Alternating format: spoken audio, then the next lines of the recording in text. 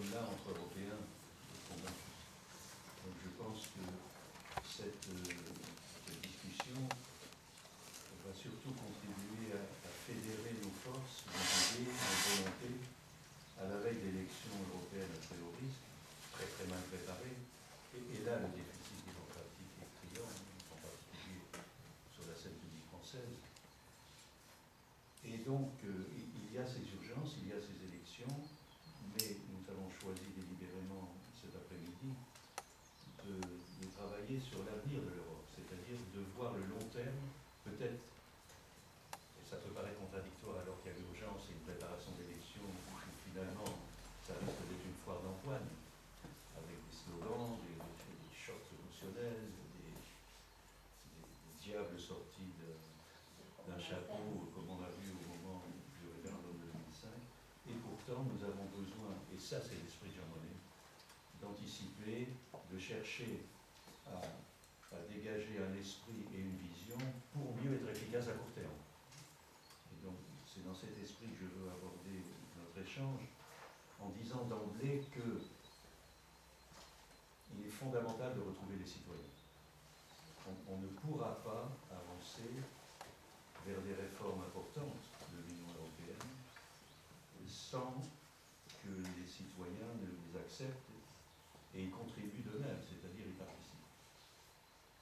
C'est peut-être un préjugé, j'ai une conception de la politique qui a toujours été fondée sur la participation, et je pense que le décrochage que nous constatons est très inquiétant, comme vous l'avez rappelé il y a un instant.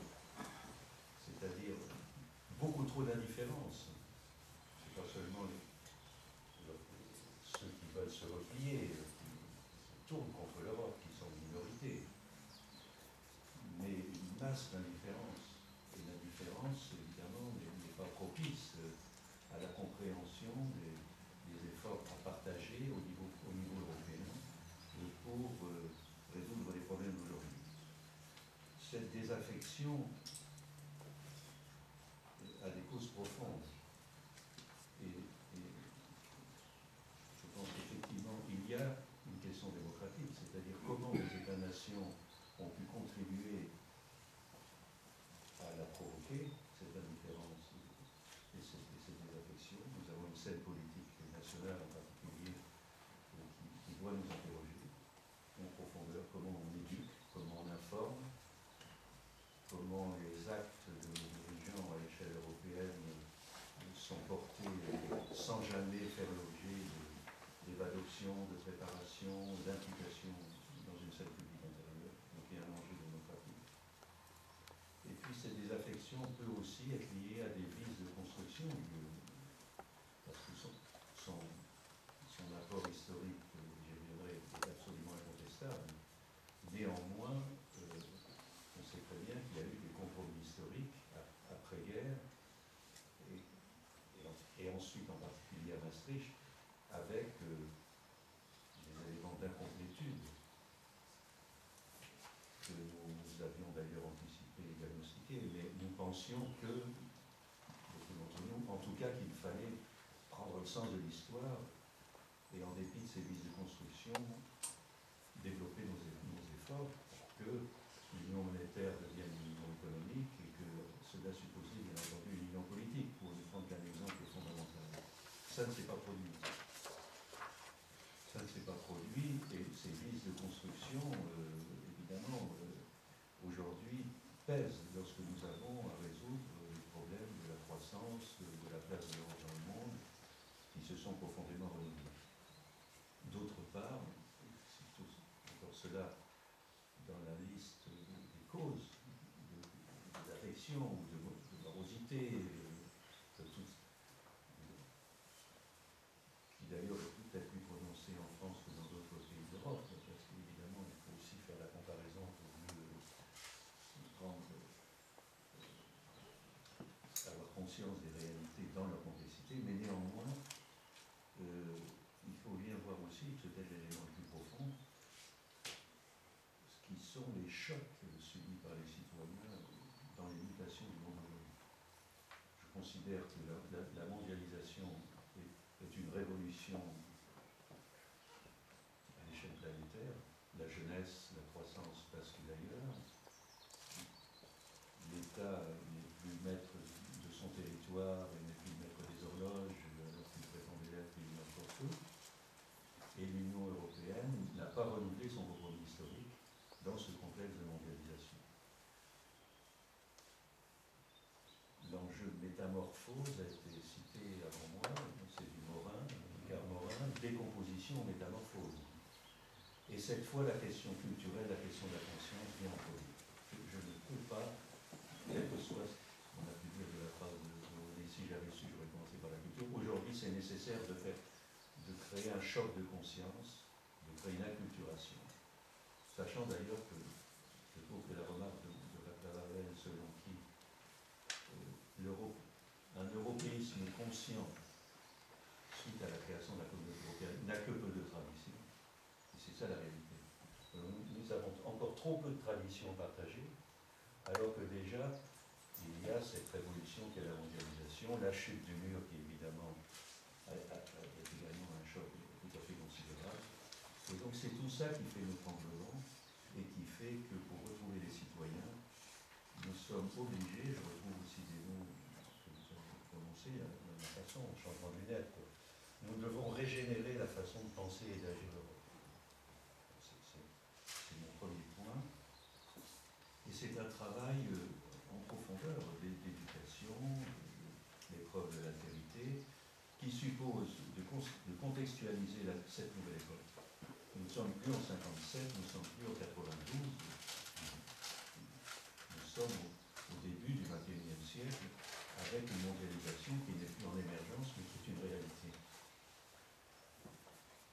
Et donc, dans ce contexte, nous devons, pour bien habiter cette nouvelle époque, contextualiser notre passé et essayer de produire une vision du futur, qui est au cœur du défi culturel qu'est le nôtre. Et je prends moi aussi à mon compte cette notion de Morin, décomposition ou métamorphose. D'ailleurs, en 2002, quand j'avais produit un livre, L'Europe après l'Europe, et le sous-titre était Les voies d'une métamorphose, parce que c'est bien de ça qu'il s'agit aujourd'hui. Cela suppose donc de revenir sur le passé, et par exemple, à la fois, je ne ferai pas un dessin parce que nous sommes ici tous d'accord, faire reconnaître par tous l'énorme sursaut historique qu'a représenté la création des communautés européennes, en quoi elle était un modèle à l'échelle mondiale, donc positiver tout cela, et en même temps bien comprendre que ça n'est pas seulement comme ça qu'on va les tourner vers une réhabilitation et une participation. Et donc il faut aussi une dimension critique, des limites, ce que j'appelle notamment des guises de construction, pour, et en même temps, faire sens sur un projet. La flèche de l'histoire s'est rompue, et l'Europe a toujours été cet espace où une communauté spirituelle et politique, parce qu'il y a toujours eu ce couple, qui était rompue, qui cherchait à se reconstituer. Et donc l'histoire est un sens, la flèche de l'histoire s'est rompue, et il y a une perte de sens profonde. Donc, réappropriation du passé, mais aussi régénération d'un futur. Je ne suis pas ceux qui misent sur la peur et la catastrophe, le caractère anxiogène pour nous en sortir. Effectivement, il faut essayer de trouver un nouveau départ, de faire sens sur un futur, c'est une question particulièrement difficile sur laquelle nous allons évidemment nous étendre. Et donc, je pense que les finalités mêmes du projet européen, produites après-guerre, disons, pardon, la promesse en matière de travail sur les valeurs, et puis paix et prospérité, pour ce qui était ses finalités, et nous avons accompli paix et prospérité, mais il y a le retour des démons en Europe et dans le monde, et la paix est menacée à l'évidence, si on ne le savait pas, l'affaire Ukraine nous rappellera, et Moyen-Orient, évidemment, et d'autre part, prospérité, chômage massif, risque de paupérisation, pays où la paupérisation a lieu en Europe. La France n'est pas encore touchée frontalement, mais la pente, on la craint, évidemment, pas juste. Donc il faut arriver à régénérer nos finalités, je vais en dire un mot aussi, là je suis dans mon préalable, là, pour donner envie de faire des choses ensemble et de et de reconstruire notre socle.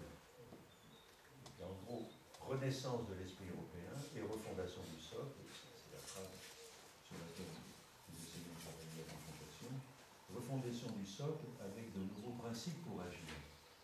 Par exemple, les deux voies dont on parle toujours, intergouvernementales et méthode communautaire, qualifiée de méthode monnaie. Je pense que c'est seulement une entrée dans le sujet. C'est-à-dire, faut-il choisir l'une contre l'autre? L'intergouvernemental produit des résultats qui ne sont pas brillants, je pense que je ne parlerai pas là-dessus.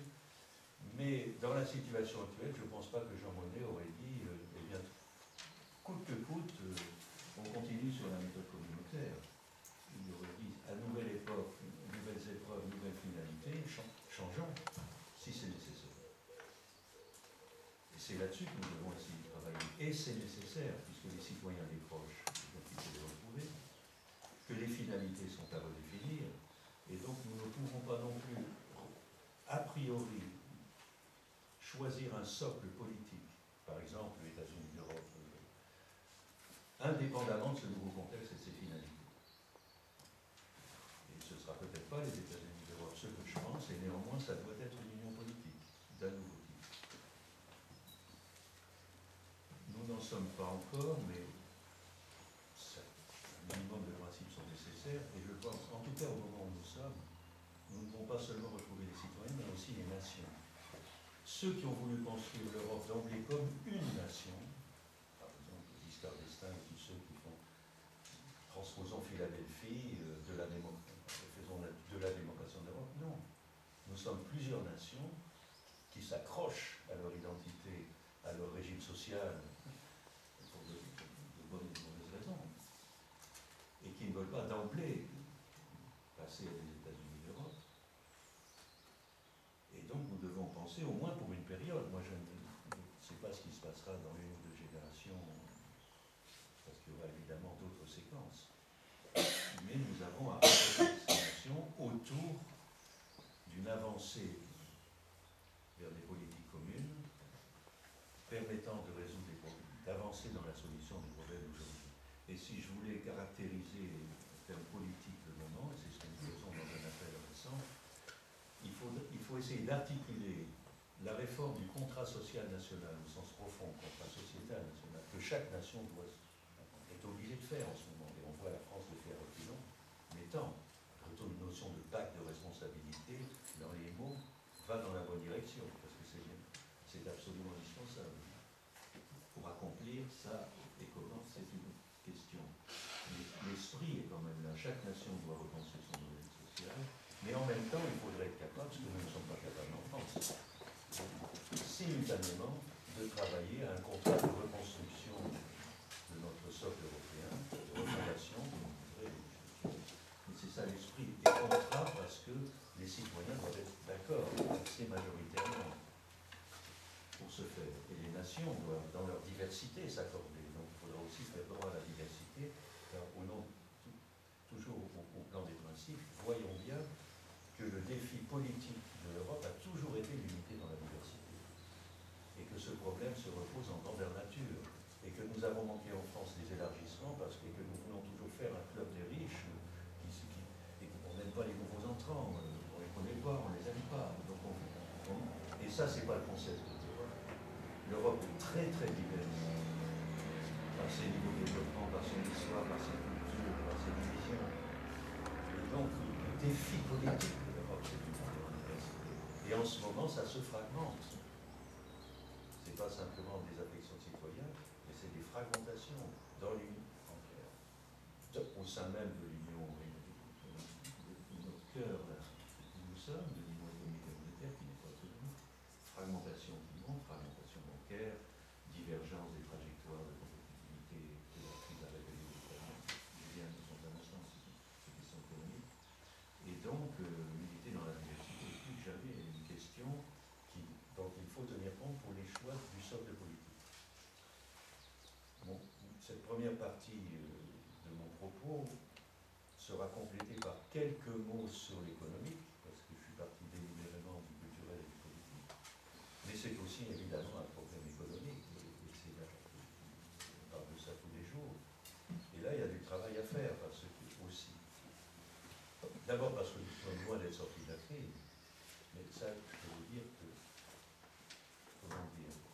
C'est étonnant la façon superficielle et court-termiste dont on traite cette question de la crise. On a commencé par jouer les boucs émissaires. C'est pas nous, c'est les États-Unis d'Amérique, c'est le capitalisme globalisé uniquement, les États n'y sont pour rien. Hein, il y a des boucs émissaires, c'est l'Europe évidemment. Et puis on a commencé à faire des choses en Europe, qu'on dénigre, qu'on ne voit pas la qualité des efforts entrepris. Mais déjà, on tend à dormir sur nos deux oreilles en disant mais la croissance reprend. Et j'entendais même hier un Jean Courtois-Mer, disant mais la crise de l'euro est derrière nous. Jean Quatremer, quelqu'un très compétent, des meilleurs, mais oui, côté des journalistes en tout cas. Nous sommes loin d'être sortis de la crise. Il y a bien à faire une pédagogie du contexte socio-économique réel. Et ça, c'est indispensable, c'est ce que font pas tous les gens qui font les journalistes.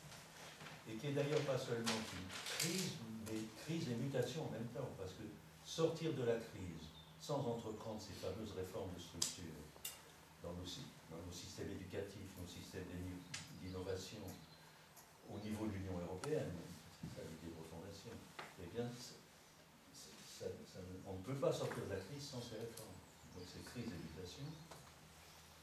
D'autre part, alors j'enchaîne très brièvement parce que vous connaissez tout ça, il faut bien voir que la question première, c'est emploi et développement. Et je vous rappelle le mot d'ordre de Lord Beveridge après-guerre, qui a retenti quand même dans toute l'Europe, plein emploi dans une société libre. Nous sommes présents de ça en matière de business. Il n'y a pas de mot d'ordre équivalent. La question numéro 1, c'est comment va-t-on, pas seulement donc régénérer la prospérité, mais sortir du chômage massif et éviter la précarisation et la paupérisation qui traîne par un nouveau mode de développement, et j'insiste, un nouveau mode de développement, quantitatif et qualitatif, et quand on regarde les choses de très près, on voit que bien avant la crise, le taux de croissance de l'Union baissait, et les chiffres de décennie en décennie, et ça baisse encore. Donc le potentiel de croissance est à 1%. Potentiel. Potentiel, c'est le produit. Pourquoi? Parce que population active, effective, multipliée par productivité, c'est ça la croissance. Regardez les réalités. La population active employée, on n'arrive pas à insérer les jeunes, on a une masse de sous-éduqués et voire inemployables, la commission l'a conscience d'ailleurs. Vous voyez l'initiative MEEPS, qu'est-ce qu'on fait des non-éduqués, non dans l'emploi, non dans la formation? Donc on a un stock là, d'arriérés sur le capital humain, pour parler ainsi. Et nous n'arrivons pas à créer massivement les emplois qu'il faudrait créer. Et la productivité stagne. Donc mon potentiel de croissance est bas. Arrêtons de jouer. Ce qui ne veut pas dire qu'on ne doit pas le renforcer, le développer. Mais posons l'enjeu. C'est le sens des propos. Ce qui veut dire qu'il faut, et vous le savez, les réponses. En plus, nous devons faire ça dans un contexte où il faut se désendetter parce qu'il y a eu un surendettement privé et public. On n'est pas encore en clair sur les dettes, mais les dettes sont les fruits de nos manquements, nous tournons pas autour du pot. On a fait une croissance tirée, je suis à l'essentiel, par la consommation à crédit, ou avec dépenses publiques et sociales d'appui, ou subventionner les emplois pour qu'on arrive à créer des emplois, ce qui fait de la dépense publique, parce qu'on n'arrive pas à faire productivité et innovation. Il faut aller vers un mode de développement, cette fois, qui va être tiré par l'investissement à long terme. Et les enjeux sont massifs, la décarbonation de l'économie, l'appropriation du numérique, la régénération des espaces urbains et ruraux. Il y a aussi des triomphes d'investissement nécessaires qui ne se font pas, et le niveau d'investissement est à moins 20% par rapport à 2007. Parce qu'il y a l'aversion au risque, parce qu'on ne sait pas investir à long terme. Voilà le cœur du problème économique tel que nous le voyons. Et donc, tout ça pour amener vers des réponses politiques. Mais encore une maille, j'ai fini cette première partie, et ça, nous devons le faire dans un contexte avec les vices de construction de l'Union économique et monétaire et politique. En ce sens que nous sommes fragmentés, précisément. Quand je lis Benoît Cœuré de la Banque centrale, je lis avec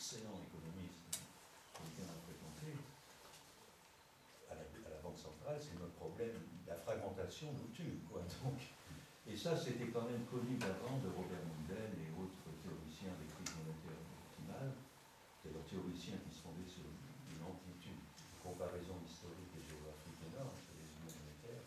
Une union monétaire entre pays de niveaux de développement différents est un choc violent en ce sens que c'est la même mesure des valeurs électriques pour tout le monde, et qu'à partir de là, ceux qui sont en retard de productivité et de compétitivité ne peuvent plus jouer des taux de change, et donc ils vont devoir jouer beaucoup plus sur ce qu'ils tentent de faire aujourd'hui, de la déflation salariale, des baissements de charges, alors qu'en même temps ils doivent pouvoir innover.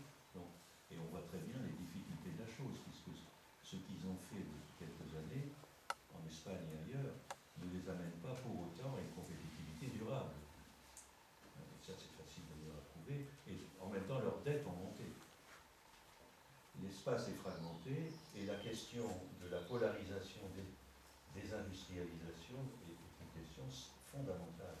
L'Allemagne a une industrie double de la nôtre. L'Allemagne a réussi à développer son propre espace industriel, y compris avec des partenaires voisins, alors que d'autres se sont désindustrialisés. C'est comme ça que la France, et ça date depuis 30 ans et plus, et non pas, c'est pas la dernière nouvelle. Donc cet espace qui s'est fragmenté, qu'est-ce qu'on fait? Et Robert Mundell et GDZ en son temps, de deux choses libres. Ou bien il y a des transferts massifs vers les pays faibles pour les aider à se développer, et pas simplement pour boucher les trous. Et on ne le fait pas, mais il faut au moins la migration des travailleurs, c'est-à-dire des zones en chômage massif. Les gens doivent pouvoir circuler pour aller travailler ailleurs.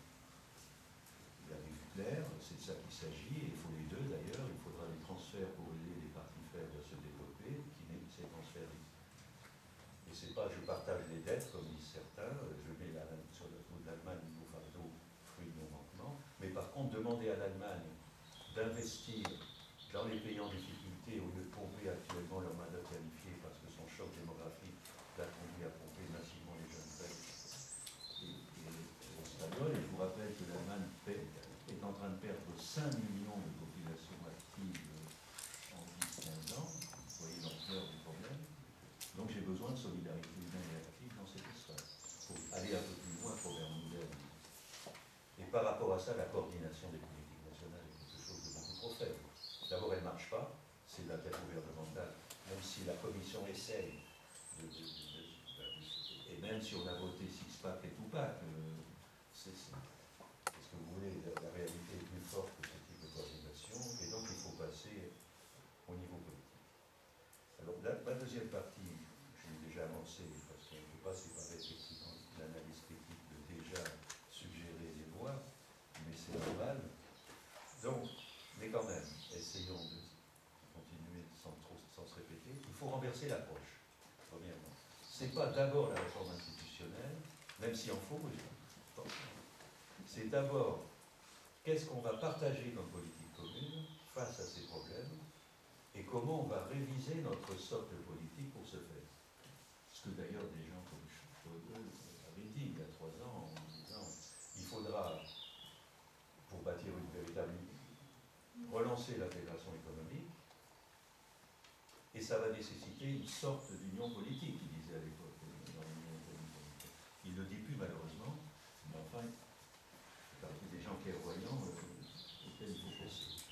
Donc, mais d'abord, comment sortir de la crise et entreprendre à rehausser notre potentiel de croissance en ce moment, et sachant, et je ne reviens pas là-dessus, que chaque pays doit faire ses efforts et qu'il faut partager des choix, des orientations et des politiques concrètes pour ce faire.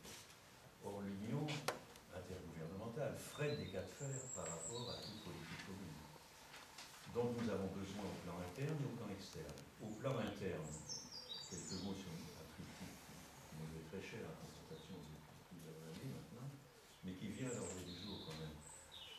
La question du capital humain, qui est minorée complètement, est la première. Nous ne pouvons pas redresser l'économie alors que nous avons des systèmes éducatifs qui deviennent obsolètes, alors que nous n'avons pas les compétences parce que nous sommes quasi nuls en formation professionnelle et continue en France. D'autres, heureusement, font la Finlande est nettement meilleure, et quelques autres. Et puis, avec ce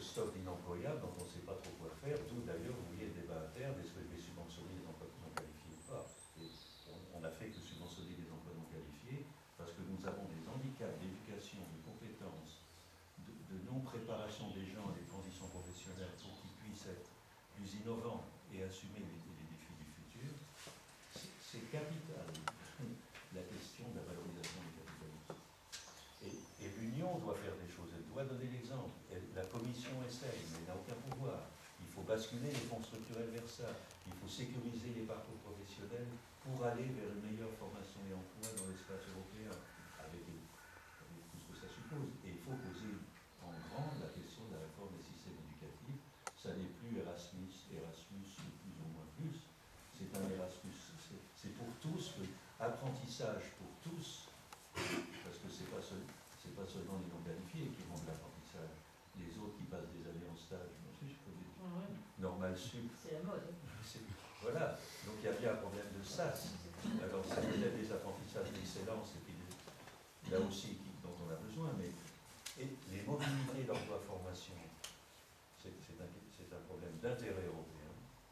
Et quant à l'éducation de base échange, de maître matériel est impératif. Les maîtres anglais ou espagnols viendront chez vous et nous, ça s'organise. La culture des gens, on traite le problème des langues, entre autres, on apprend un peu d'histoire commune au passage, et puis on partage cette formation professionnelle et continue pour aller vers les défis d'innovation de demain. Donc cette question du capital humain est première. Si d'ailleurs ce plein emploi doit devenir un plein emploi des capacités humaines. Ce serait moi peut-être intellectuel, mais c'est ça qu'il s'agit. Que ce n'est pas l'emploi n'importe comment et n'importe quel. Pour des activités où un nouvel impératif industriel est à l'ordre du jour, j'articule l'industrie-service, mais je trouve ridicule ces batailles d'arrière-garde d'économistes français retrouvant d'ailleurs la pression britannique, c'est les services. Même les Britanniques sont en train de voir que les services sans base industrielle, ça ne tient pas. Donc il y a un renouveau industriel, ce ne sera pas des grands programmes descendants, parce que tout de suite on flingue l'idée de politique industrielle, ce sera plutôt du bottom-up, ça va passer par des écosystèmes, ça va passer par des partenariats publics-privés, des coopérations interrégionales, mais il y a un défi de l'impératif industriel. C'est quand même sidérant pour ne prendre qu'un exemple, qu'au moment où on a prétendu régénérer l'énergie, on est en train de rater évidemment la politique énergétique commune, parce qu'on a voulu surdoter l'éolien et solaire, que paradoxalement, l'industrie des équipements d'éolien et du solaire, elle est chinoise. Donc on a vraiment à revoir notre défi industriel à l'heure du développement durable pour X raisons. Et puis troisième élément du trio, du triptyque, nous n'avons pas la finance pour faire ça.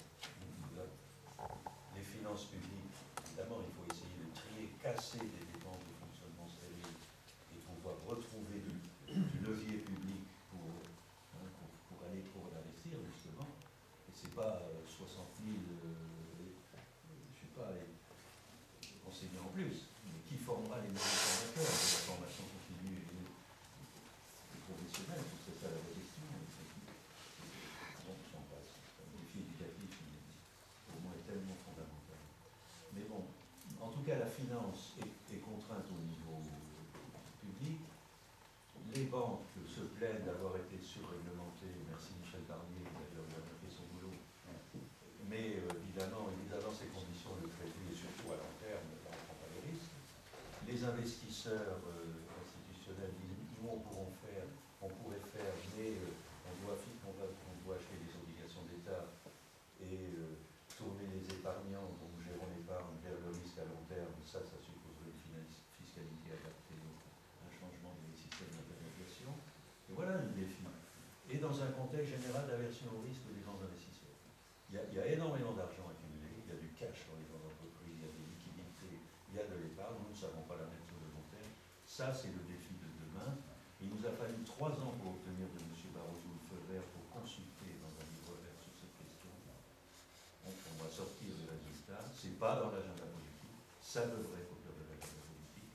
Voilà le trio de perspectives d'emploi et de développement qui nécessitent des politiques communes, où ce que doit faire chaque État, ce que doit faire l'Union, on le fait en apprenant, en marchant, mais l'Union a là un rôle. Elle ne peut pas se contenter de faire des actes et des injonctions aux États membres, elle doit tenir compte de la diversité des situations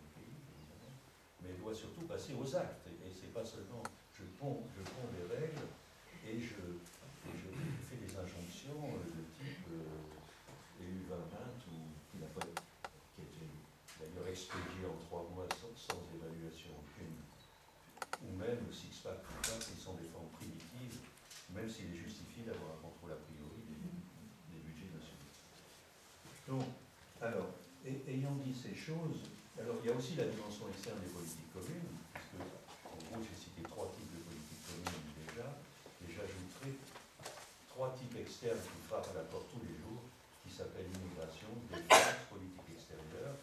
Et si on avait oublié toutes ces choses, vous voyez l'Ukraine, et nous ne pourrons pas traiter l'Ukraine, évidemment, sans traiter la question de on va vers le pas, mais aussi il y a la Russie à côté, il y a les problèmes de défense, il y a l'OTAN, on veut aller vers un système de défense et de politique extérieure commun, on n'en est pas là, et c'est urgent. Donc voilà renverser l'approche des politiques d'abord. Il faudrait un agenda, l'idéal ce serait que, et si on avait eu Barnier face à Schulz, vous auriez peut-être une bagarre de programmes. Barnier va sortir un livre, je peux vous dire d'avance que c'est toutes les politiques qui déroulent avant la réforme institutionnelle, les politiques dont je viens de parler, et on aura peut-être eu une bataille de programme contre programme. Évidemment, ça va alimenter bien comme ça. Cela dit, le défi démocratique serait qu'il y ait un agenda, que les citoyens, et du coup il y aurait un enjeu aux élections européennes, comme on l'a espéré, et qu'ensuite on s'obligerait à rendre des comptes sur un agenda. Alors, maintenant, ça c'est les politiques d'abord. Ensuite, dans quel espace? Quel est le sol? L'Union est ceux de la zone euro seulement, ou les autres? Mais nous sommes devant des défis politiques énormes. La Grande-Bretagne, même si c'est mon mini-bande qui passe et non pas nous autour, le problème est posé à la Grande-Bretagne. C'est-à-dire, ils ne se retrouvent pas dans le contrat. Ils ne sortiront peut-être pas. Beaucoup de Français pensent qu'il faut les pousser dehors. Ce serait un choc international majeur. C'est pas réalité. Moi, je dirais même que ce n'est pas souhaitable pour moi, parce que la compréhension qu'ont les Anglais de par leur culture et leur histoire de l'ouverture au monde et de ces problèmes de géopolitique est essentielle. Donc, l'espace, il est fragmenté. C'est pourquoi je me méfie de ceux qui veulent, je les comprends, j'aime bien les amis dans la communauté politique de la zone euro. Communauté politique de l'euro, ça veut dire une scission. Et quant à Giscard, lui qui en donne une caricature, il dit carrément dans la journée de la rouge, dans Revue des Polytechniciens, ben, dans cette union politique de l'euro, on va y compris prendre la défense et la politique extérieure. Ben, je fais observer que dans la zone euro, nous sommes divisés. Et que mon expérience parlementaire a montré qu'entre Français et Allemands, c'est très compliqué. Et en matière d'industrie, il n'y a jamais eu, tous les efforts de coopération ont chuté.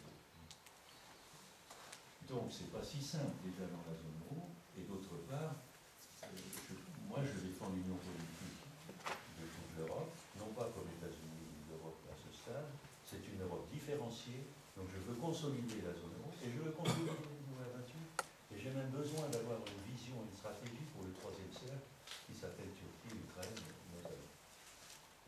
Donc voilà, nous devons travailler notre union politique dans une Europe différenciée. C'est l'idée suivante de cette partie. J'appelle, évidemment, mais c'est très compliqué. Mais c'est quand même un choix. On le fait ou on ne le fait pas. Alors, dans la zone euro, vous connaissez les sujets, parce que là, ça commence à être globalisé. Il faut réussir jusqu'au bout l'union bancaire. Il y a encore beaucoup de chemin à faire avant qu'on fasse crédit d'un pays vers un autre, n'est-ce pas? Bon, parce que c'est ça le but de l'union bancaire. Et il faut une capacité budgétaire, parce qu'il va falloir mettre de l'argent public pour faire de l'investissement à long terme, surtout si on fait des solidarités collectives, telles que des expliqué tout à l'heure.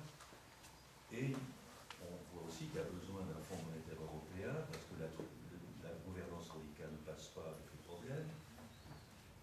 Et aussi, j'ajouterai des fonds d'investissement qui seront dévoués à investir à long terme. Donc ça fait beaucoup pour la zone euro. On est donc tenté de dire, bah, je passe à l'étage politique d'emblée, quoi. Mais ça, vu nos divisions internes, c'est très compliqué et il ne faut pas faire schisme. Donc contrôle politique des actes que nous allons faire en commun va être posé. Donc, le pilotage et le contrôle. Le pilotage, pour moi, passe par un ministre de l'économie et des finances, ça c'est urgent, de la zone euro, qui sera en même temps membre de la commission pour qu'il y ait une cohérence entre les choix à 18 et les choix à 28. Ce serait un début. À ce stade, voilà ce que je dis sur la zone euro. Sur l'Union 28, par rapport aux Anglais, qui disent, bon, on s'y retrouve. Le marché intérieur, ça c'est très bien, mais on ne s'y retrouve pas. Miliband a nuancé Cameron quand même, c'est assez intéressant. Il dit, on ne veut plus de nouveaux transferts de compétences vers l'Union, sinon référendum négatif. Oui, mais si, moi je traduis, ils ne veulent pas entrer dans des solidarités aussi élevées que sur celles de la zone euro, c'est-à-dire partager des politiques communes, sociales, industrielles, fiscales, c'est leur choix. Pour autant, ils ont intérêt à coexister avec nous sur un grand marché qu'il faut consolider, car lui aussi est fragmenté, il est dilué dans le marché mondial. Et donc par rapport aux Anglais, il faut dire, eh bien nous allons faire un nouveau tour de rénovation du grand marché. Barnier a fait acte 1, soi-disant avec un acte 2, mais à peine avancé. Il faut un nouveau round. Et là, nous poserons nos questions d'harmonisation fiscale et de liberté de circulation des travailleurs sécurisés. Et si les Anglais ne veulent pas, ils ne voudront pas. Mais là, ça ramènerait vers la zone euro, nous essaierons de faire. Mais néanmoins, d'autres enjeux de la zone euro seront partagés. Prenons l'énergie, on a autant à faire avec les Anglais qu'avec les Allemands. Ça crève les yeux en ce moment. Les infrastructures d'intérêt commun, idem. Donc vous allez devoir jouer sur ces deux pieds, et il faut le savoir. Et par rapport à ça, évidemment, comme ça veut dire qu'il y aura des solidarités plus fortes dans ceux de l'euro, il y aura des solidarités plus faibles dans l'Union à 28, mais il y aura aussi des gens qui voudront éventuellement, notamment, y compris ceux du troisième siècle, de participer à ces solidarités humaines et politiques. Voilà le scénario que nous avons.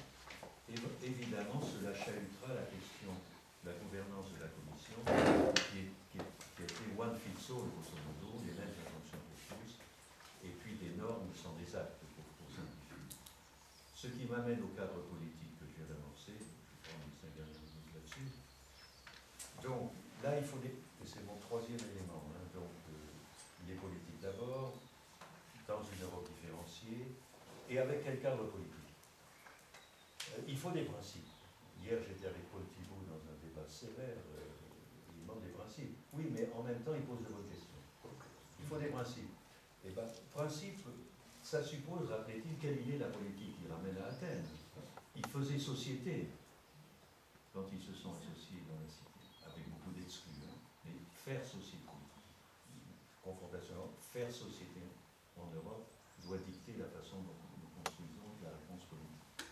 C'est quelque chose d'extrêmement important. Ça n'est pas seulement un truc technique pour légitimer plus ou moins bien quelque chose d'existant. Ça me ramène à mon thème, retrouver les citoyens.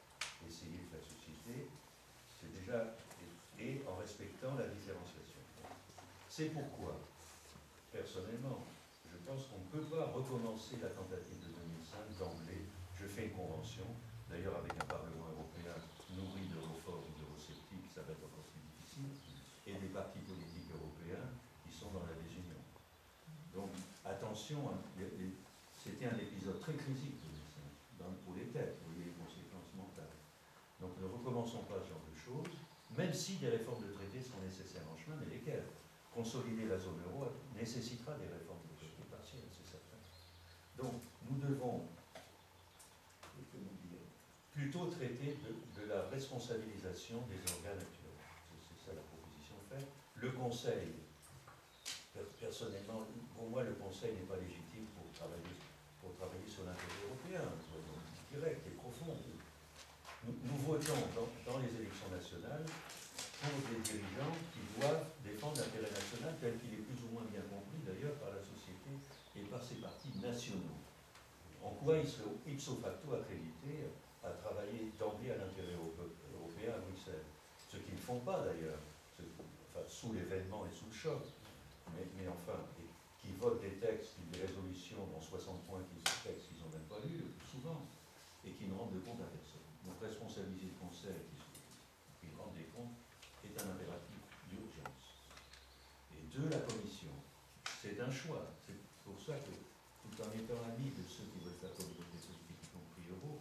qui vont jusqu'à fabriquer un Parlement européen qui va nommer un gouvernement de l'euro, que devient la Commission? La Commission, c'est l'organe qui a été l'autorité politique et morale jadis, de toute, avec monnaie, jusqu'à Delors, plus ou moins, mais c'est pour toute l'Europe.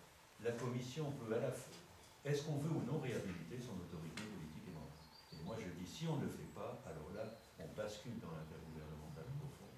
Et donc c'est un enjeu politique. C'est pourquoi j'attachais autant d'importance à au moins qui sera président. Mais évidemment, pour retrouver les citoyens, vous ne pouvez pas seulement dire réhabiliter la Commission, il faut la débureaucratiser. C'est devenu une administration, la pente.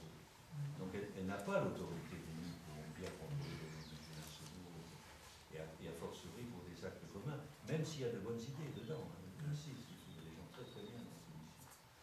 Mais il y a un vrai problème qui passerait par des élections européennes dignes de ce nom, mais c'est un choix politique. Je n'en dis pas plus. Et le troisième tiers, le Parlement européen qui veut être plus gros que le bœuf, quelquefois, je ne dis pas que c'est une grenouille. Mais attention, il n'est pas ipso facto pertinent, parce que d'abord, ils font des normes.